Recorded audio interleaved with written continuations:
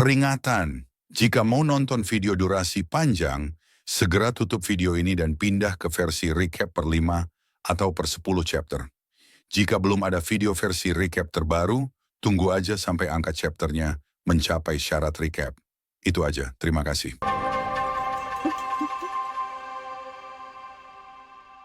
Halo semuanya, selamat datang di channel Error. Kali ini, gue akan menceritakan lanjutan dari komik Freezing the World, I Built a Doomsday Safe House, Chapter 550. Tidak. Ucap Zhu Zheng menjawab pertanyaan Wu Shifang secara singkat, tentang penggunaan senjata termal seperti rudal dan yang lainnya. Mendengar jawaban Zhu Zheng itu membuat Zhang Yi teringat kembali tentang masalah Yuan Kongye, di mana saat itu, Zhu Zheng sempat berniat menggunakan rudal namun batal. Karena tidak efektif menghadapi banyaknya zombie mereka hadapi saat itu. Benar juga, saat insiden Yuan Kongye terjadi, bukankah Zhu Zheng ingin menggunakan rudal untuk melakukan serangan regional? Mengapa dia tidak menggunakannya kali ini saat kelompok Eclipse Moon menyerang? Pikir Zhang Yi bertanya-tanya apa yang dipikirkan Zhu Zheng. Tepat setelah itu, Zhu Zheng menjelaskan alasan dia tidak menggunakan senjata termal untuk melawan kelompok Eclipse Moon. Kelompok Eclipse Moon punya pengacau satelit yang bisa memengaruhi pengintaian satelit dalam radius 5 km ini, berarti sistem nebula kami hanya bisa menangkap lokasi perkiraannya tapi tidak bisa secara akurat menentukan lokasinya. Masih agak sulit bagi amunisi untuk menempuh radius 5 km. Tapi jangan khawatir, kami telah menyiapkan beberapa hal lain kali ini, yang pasti akan memberi mereka 100 juta kejutan. Kata Zhu Zheng menjelaskan kalau tidak memungkinkan menggunakan senjata termal, karena tidak bisa memastikan lokasi tepat Eclipse Moon. Setelah Zhu Zheng menyelesaikan penjelasannya, sesuai urutan, Zhuo Feiyu yang merupakan kapten kelompok kedua pun mengatakan pemikiran dan rencana Eunuch untuk menghadapi Eclipse Moon yang kelompoknya pikirkan pada Zhu Zheng. Berdasarkan kegagalan pertempuran pertama, kami menyadari kalau kita tidak bisa membagi pasukan kita untuk bertempur. Bahkan jika kita dibagi menjadi 3 tim, kami harus memastikan bahwa jarak di antara mereka tidak melebihi 2 km. Perlu juga ditetapkan kalau saat salah satu tim melawan kelompok Eclipse Moon, kedua tim lainnya harus memberikan dukungan sesegera mungkin. Kita tidak boleh membuat tim lain mengendalikan alur pertarungan. Karena mereka mengirimkan mutan yang tepat, untuk menahan kemampuan mutan pihak kita sesuai dengan kemampuan masing-masing kelompok. Kita juga bisa mengganti lawan tepat waktu sesuai dengan situasi di medan perang. Ucap Zhuo Feiyu yang berdiri menggerakkan tangannya, untuk menjelaskan hasil pemikiran kelompoknya. Zhang Yi yang tidak terpikirkan hal itu merasa kalau ide Zhuo Feiyu dan kelompoknya itu sangat bagus. Mengganti lawan? Itu ide bagus.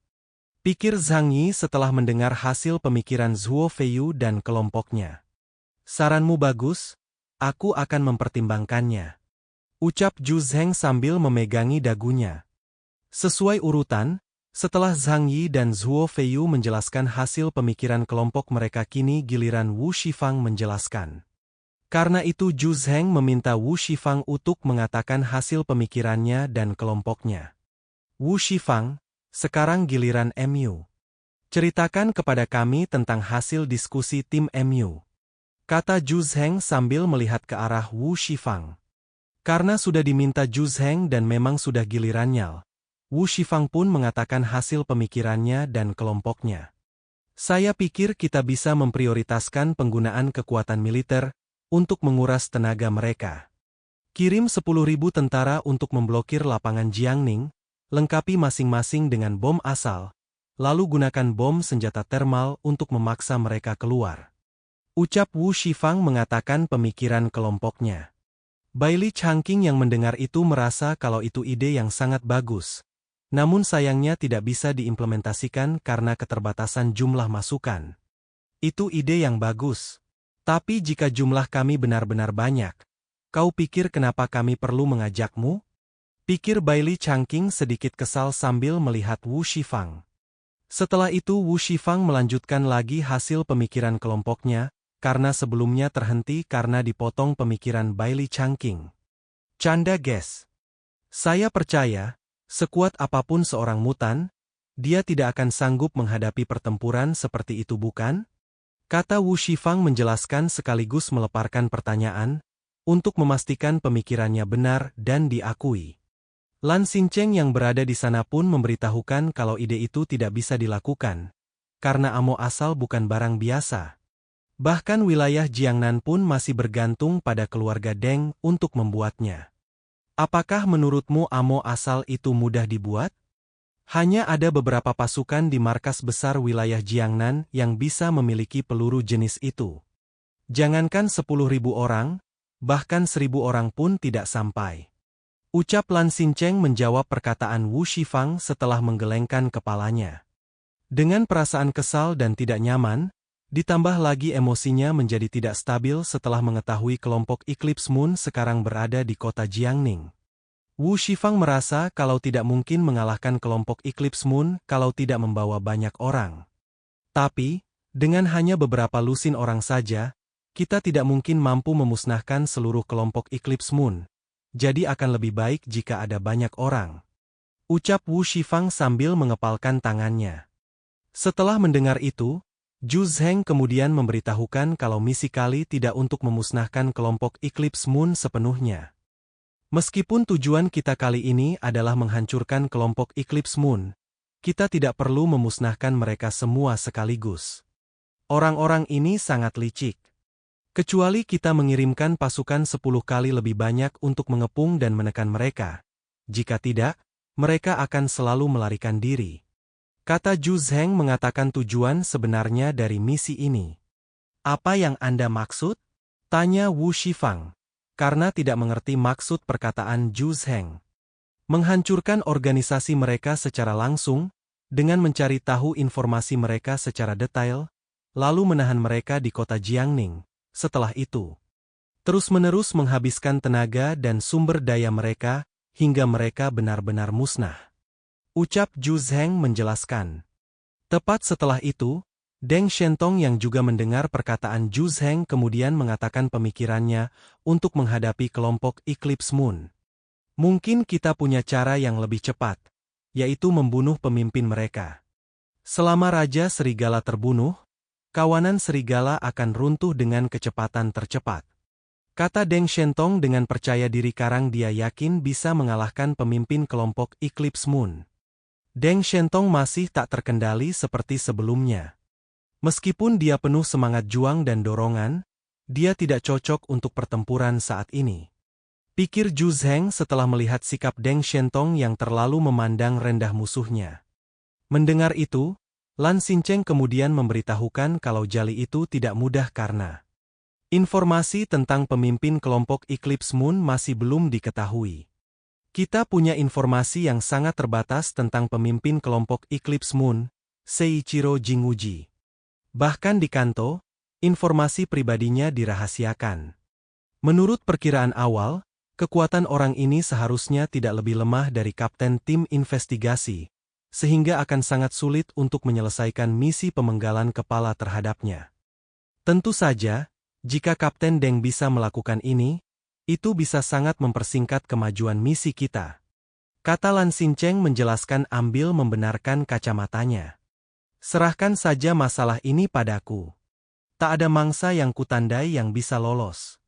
Sekarang, dia sudah mati. Ucap Deng Shentong dengan percaya diri. Baili Changqing yang mendengar perkataan dengan Shentong yang penuh keyakinan itu, membuatnya bertanya-tanya, kapan dia bisa menjadi kuat sampai bisa sangat percaya diri. Karena dia sadar dirinya masih lemah. Kapankah aku bisa seyakin dia? Pikir Baili Changqing setelah mendengar perkataan Deng Shentong. Apakah ada yang punya pertanyaan lain? Jika tidak, maka kita akan langsung ke intinya.